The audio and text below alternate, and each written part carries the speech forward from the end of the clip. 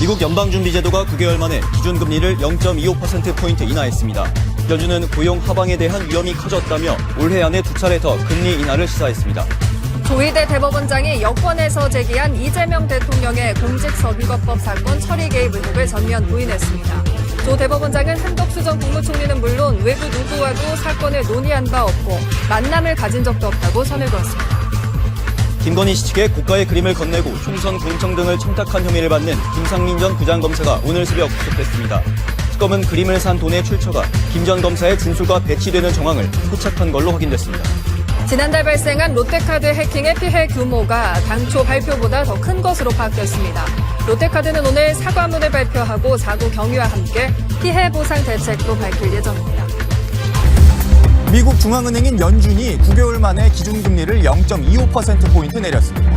금리 인하를 압박해온 트럼프 대통령 취임 후 첫 인하인데 추가 인하 가능성을 두고 연준 위원들의 찬반이 팽팽합니다. 조희대 대법원장이 민주당이 제기한 대선 전 한덕수 전 총리와 회동 의혹을 전면 부인했습니다.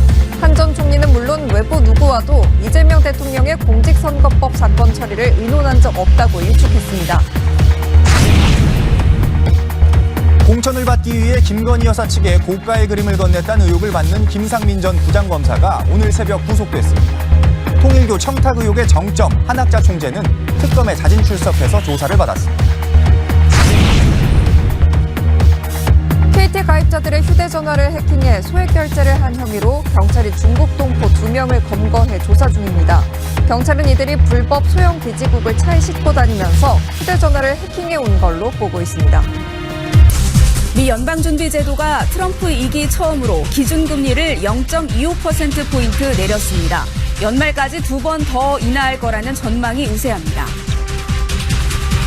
현 정부 출범 후 첫 한중 외교장관 회담이 중국 베이징에서 열렸습니다.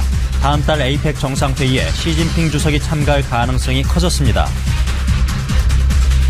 공천 청탁 의혹을 받는 김상민 전 부장검사에 대해 법원이 증거인멸 염려가 있다며 구속영장을 발부했습니다. 매관매직 관련 특검 수사에 탄력이 붙을 전망입니다. 조희대 대법원장이 민주당이 제기한 대선 개입 의혹을 부인했습니다. 여당은 수사를 촉구했고 야당은 의혹 날조라고 반발했습니다.